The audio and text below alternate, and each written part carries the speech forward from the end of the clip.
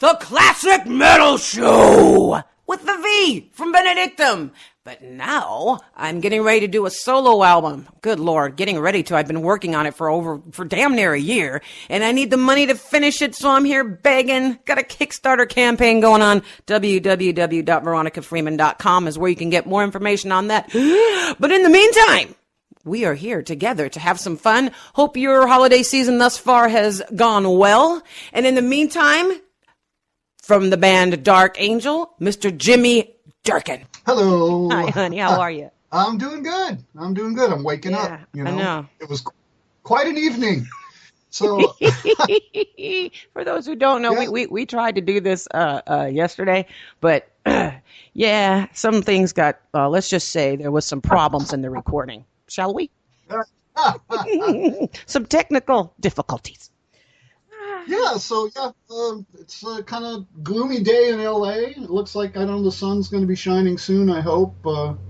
One more day and it's back to work, as you know. I know. I don't want to think about that right now. I want to think about you. So tell me what is going on with you. For those that don't know you, maybe you want to give like a brief or not so brief history of your playing and your musical career. Well, I'm just a LA guitar player who grew up in the 70s liking all the great hard rock that, most of us all like Kiss and Aerosmith. And, of course, my taste got heavier and heavier and got into the new wave of British heavy metal and anything else I could devour that was good, and eventually branched into thrash metal, which is, Dark Angel is known as one of the forefront LA thrash bands. There's bands Slayer and Metallica, of course, started here, and Hyrax and, many, many bands. But Dark Angel was definitely there with them. Yep. And I'm very happy to be here doing it still. Yeah, that's really cool. I always talk about or ask people like what it's like for you now doing this stuff, because I know you work hard, and it's not like this is bringing you scads of money or anything. I mean, maybe it is, and you're just not telling me, because you did take me out to dinner one time. And I know I'm not cheap, so that was really good. Over at the Rainbow, remember? That was great. Fun. I left the band in 1988, and the band continued on. They just kind of went different directions. We've not been enemies. None of us have been enemies at all. We all hang out, even when I wasn't in the band. It was my time to go. I had to take care of my life, and I'm not proud for letting them down, but it looking back, it would have had to been done again anyway. So there's nothing I could have done about it. So I'm really lucky to be with my guys. We all love each other. We're brothers, and we've just kind of moved away. Everybody lives across the country, so it's not like we can just see each other every day. We talk every week, all of us. I talk to Eric at least once a week. I talk to Ron, a couple times a week. And Gons, our bass player, I talk to him quite often on Facebook. And, Gene's on the road. And Gene is our pro musician of the band. For those who don't know, I'm sure everybody does know.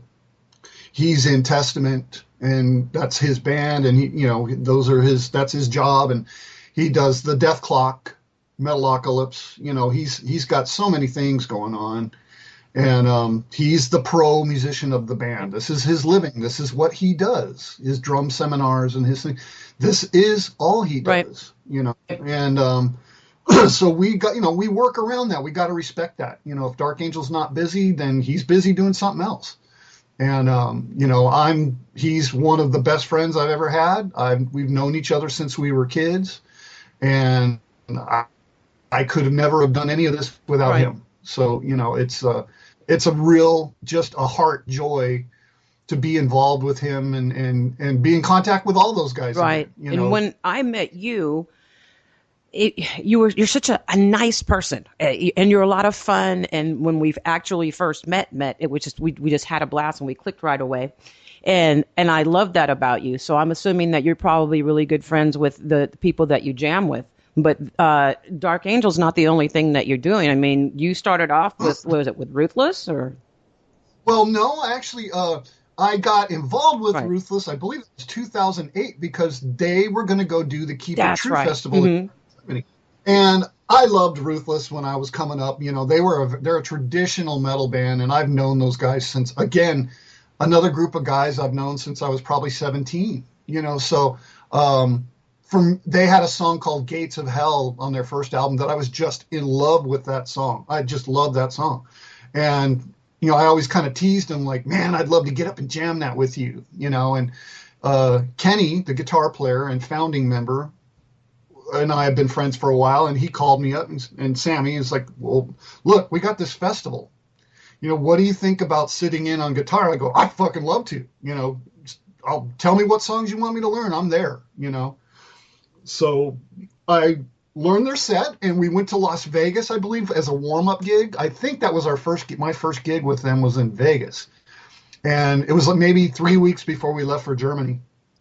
And it was a hoot. We had a party bus, and we tore it up.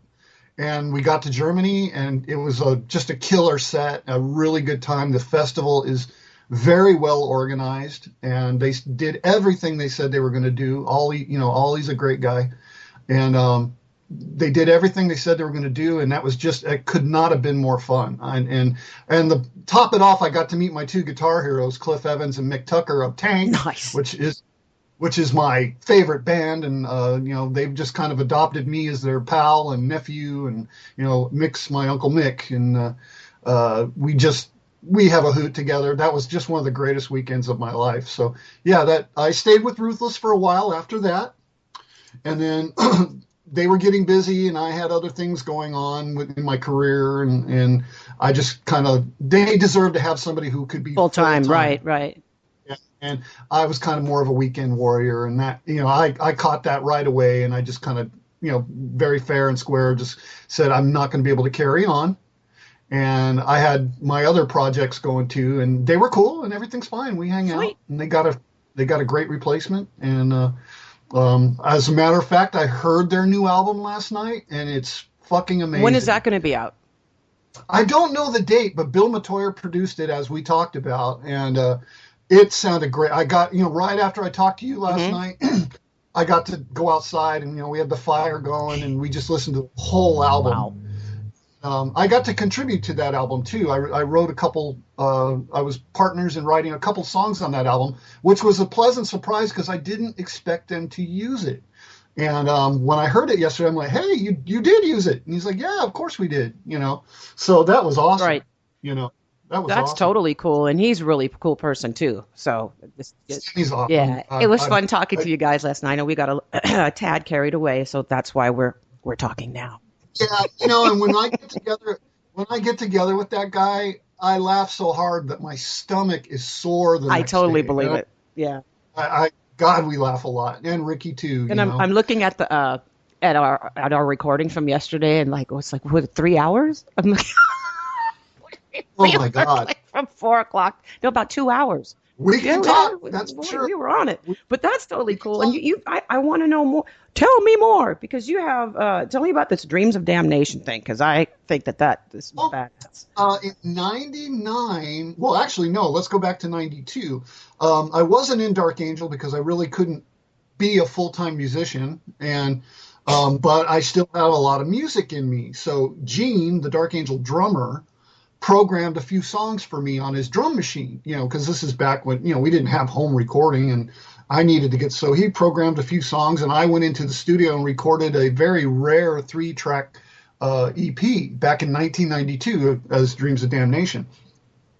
And so I did that, didn't really do anything after that. I just kind of through the years just sat and wrote songs in my bedroom on my little 4-track, you know, and around 99, I had some other friends, my buddy Charlie, and we found a drummer, and we said, let's do an old school 3-piece thrash metal band, you know, like a Motorhead type thing. And we did that for a while, and the band slowly evolved. We got other guitar players involved, which is how I ended up with Ricky eventually, and different drummers. And we added a female vocalist who just blew our mind. Luana, right? She's my God, she's amazing. She came over, and we were rehearsing. Just, you know, we at the end of the day we'd barbecue, have some beers, and the whole band would just do covers all afternoon. You know, just have fun. and we did Ace of Spades, and she got up and she let loose, and I was like, what the fuck? She's something else. And I had never heard. Oh, she just tore Yeah. it up. I was like, oh my god! And I look at Charlie and I talk to her. I go, what would you think about, we need something. We need a front person. Because Charlie was handling the vocals and he did fine. That was fun. But I thought maybe we need somebody out front. Right. Not a bunch of big guys with shaved heads standing around. We maybe him and I needed something more. And so she came down and we got her involved in the set, and next thing you know, it was killing it. It was great. We had a good time. Well, you played me some of that stuff too when I came by to visit, and I was just blown away. And that's one talented young lady. So, and it's cool. You guys are still really close, and it's one of your Oh, I mean, it didn't take music. I mean, she'll come over and we'll watch movies, and it has nothing to do with music or the band. We're just bonded. We're good friends, and the same with the other guys. I mean, Charlie, I've known. Again, you're going to notice a pattern here, to where I have friends that are around me right now that have been friends with me for well over 20 years, and all these guys: Ricky, Sammy, Charlie. Luana's getting up there. I mean, she's hitting the 15-year mark probably, or when I lock on to people that I think are really good people, I tend to try to keep them in my life, if I can. I'm also very guilty of not being in contact with some people that I should be in contact with. Tell me about it. Yeah, that's probably one of the things that torments me the most, because it'll pop into my head, and I'm sure you're the same way. You mean really well, because even you and I will drop off the map for a while, and then I'll start texting you. So what's up? Where's my little Jimmy? Because I always like to give you a rough time and all that stuff. It's not. But it's not really personal. It's not like I don't want to talk to you or you don't want to talk to me or whatever. It's just there's only so much time in the day. It's just because you're out of sight don't mean you're out of mind. But I mean to call somebody when I get home, but then something else comes up and it just never happens, and it's just life. No, I get it. I get it more than you know. I do have a few questions for you, because I know you've got to head off and take care of your business, and I really want to thank you for spending this time with me. But I'm not quite done with you yet.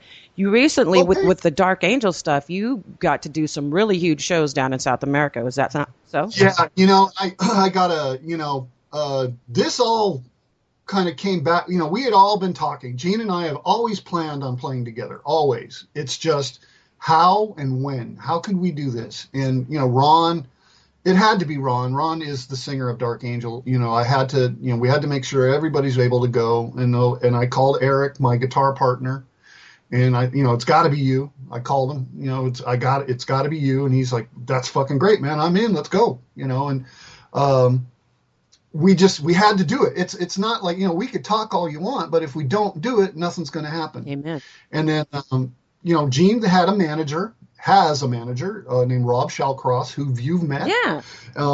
He's a really good guy. I love him to death. And he had a lot of plans and ideas. And he's like, okay, I'm going to help you get this rolling. Here's what we're going to do. We're going to get some gigs, and we're going to do this right. And we all agreed it's got to be done right. And so our first gig was in Chile, which absolutely blew my mind. How many people were there? What was that like? I don't know, 15,000, 10,000, I don't know. And all I know is by the time I got to stage, I'll keep a long story short, by the time I made it to the stage and saw these wonderful people out there singing all the words, I had to look down at my guitar to make sure I kept playing the songs, because I'm like, oh my, it's so caught up in that moment. Yeah, I can't believe it. I had to look away. I had to look away from the crowd. And I eventually loosened up as time went on, but it hit me. I was like, this is big. It's a big deal, more so than I knew. And it's cool that you have the presence of mind to really be able to appreciate that, because that just doesn't happen every day. And there's so many people that would love to experience that, but you get to be one of the chosen ones that gets to go out there and do that and feel that love, and that the fact that all these people know your work, and that whole collective, in that feeling of when you get to do what you're passionate about doing. And I'm even looking at your little Skype thing here, and it has on the little name thing, it says practice, practice, practice. And I know that when you come home, isn't that just usually what you do? You just pick up that guitar and start jamming? I mean, you jam a Yeah, lot. lately with the holidays, maybe not as much as I want, but now I'm in writing mode. So, um, I think a problem I had when I was younger is like I didn't know what to play or how to practice, or what I should be practicing. There's so many things now. We've got all these resources on YouTube. You want to learn to do something, you can look it up. Right. We didn't really have all that when we were coming up. You or I. Right. There was nobody there. I mean, all we could do was listen to records and try to emulate our heroes. And there was nobody there to tell me this scale or that scale or whatever. And so, yeah, I've really rededicated myself to playing. I've gone through the years and I haven't been as diligent as I probably could have been, but I had other things going on in my life. But I've always played. I try to play every day. I try to learn something new every Right. day. And now that I'm in writing mode, I'm really just, writing the hell out of stuff right now, trying to do something new. And Gene and I have already agreed to start collaborating and putting together some new Dark Angel material, with the other guys, Of of course. course. And then we'll see where that goes. The main thing is we're having fun. And we're getting to enjoy some of the fruits of our labor. It's like we haven't been there, but our music has been there. And the band obviously continued on after I left, and they did fine. And I missed out on a lot of really cool things. I'll sit here with Gons, and he'll tell me stories about where they went, what they did, and it's like I don't get mad about it. I'm like, fuck, I want to see that Right. too. And I am now. I mean, I've been to Chile. Yeah, and but where to did you go after that show? Holland, then Sweden, France, and then we landed in a few countries too that I want. I spent the day in England, and I love that. There's just a lot, all this stuff in one Yeah. year. You know what I'm And then saying? you got to experience a lot of cool stuff. And I want to thank you for rocking the Benedictum shirt. Absolutely. That was really cool. You're such a faithful friend, and I appreciate that. Who are your inspirations, Jimmy? Oh, easily. Randy Rhoads is the reason, that it. I always loved guitar players, but he's the one that made me think maybe I should give this a shot. I was kind of a late comer to guitar. I never really had the, I don't know, the confidence to pick it up and go. And that comes from my upbringing. There wasn't a whole lot of positive support on the father end there. So when you're made to feel like you're not good at anything, it kind of cuts you down. And I kind of somehow barreled through that with the support of some of my young friends that, in high school. And I had a lot of really nice friends in high school that were good guitar players, and they would show me stuff. Mm-hmm. And then I would start hanging out with guys like Kerry King and Jeff Hanneman from Slayer. And, we all came up together. And they were quite a few years ahead of me in ability and on the go. But, I sat, I watched, I listened. And, if I had a question about something, Kerry or Jeff would be the first ones. Oh, sure, check this out. Check out this new riff. I had a lot of people around me that were more than willing to show me something if I wanted to learn. Dave Mustaine from Megadeth. I jammed with him a couple times, lugged some gear with him, just went to their early rehearsals, and he'd play something, and he'd be more than willing. Oh, okay, check this out. Just don't steal Right. it, It's true. Yeah, but I mean, you've had some really great mentors along the way. Yeah, I did. I really see them that way. I mean, if I had a question, none of those guys would ever hesitate to show me something, no matter how minuscule it was. So I was really lucky in that respect, coming up with that. It really helped me with my direction. And just, I really have had a lot of really cool people around me, so no complaints. Yeah, and you're such an easygoing guy that I can see that, excuse me, you're so likable. I mean, you probably have so many people in your life that definitely just give back the same energy that you give, which is really, really cool. And I wish you a lot of success.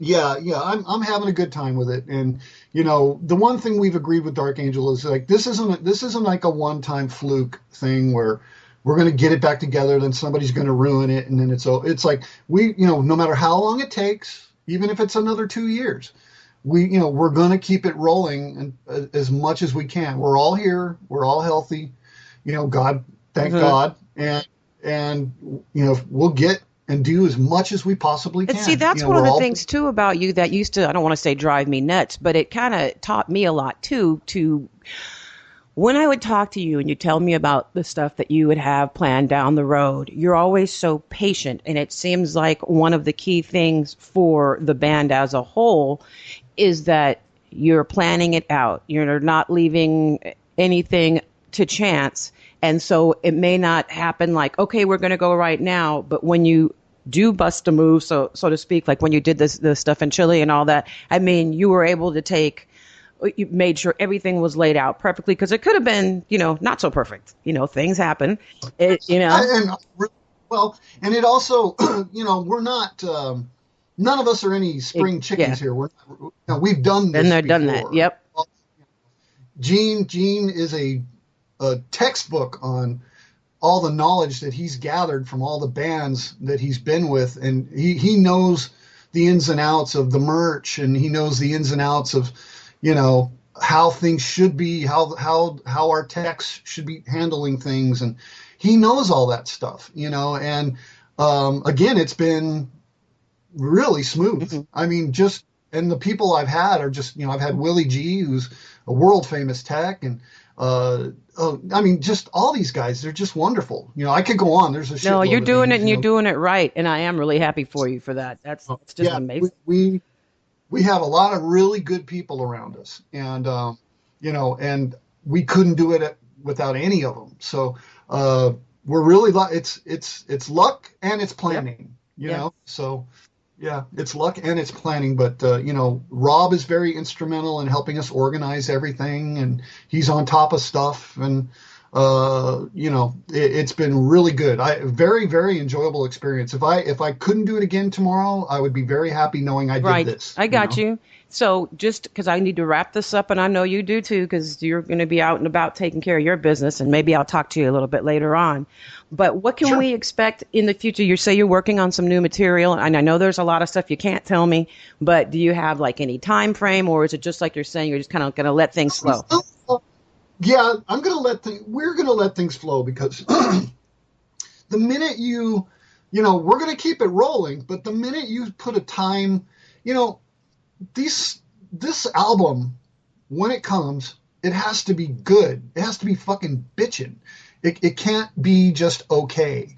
And we're not the type of band that bangs out, a song a day. It's like that.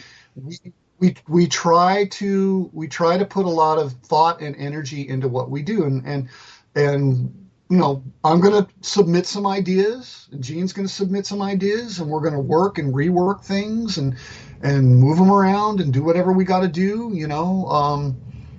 and just go with it. However long it takes is what it takes. There you go. But so we'll know when we have something that gives us chills. That's kind of when you write something, you're like, wow, you get the goosebump thing going, and when it's right. That's the big difference. Just knowing when you have that moment, and then there's other stuff like for the album that I'm working on with my solo thing. There's just some stuff that either I didn't write or it took me a while to resonate with, and then there's just some stuff that when it happens, you just know and you get that. Oh my God, this is really cool. So that's good that you have that. When you have those moments, you're doing it right. Yeah, and what was a really, really funny little side note to that is, when we decided we got to get in and do these gigs, I had to go back and learn a lot of stuff that I wrote and Gene wrote, and I'm like, what the hell was I thinking? If I knew I was going to have to do this 20 years later, I probably would not have wrote so many riffs. But it's been great, and yeah, we're gonna take our time and do it right. We're in no hurry.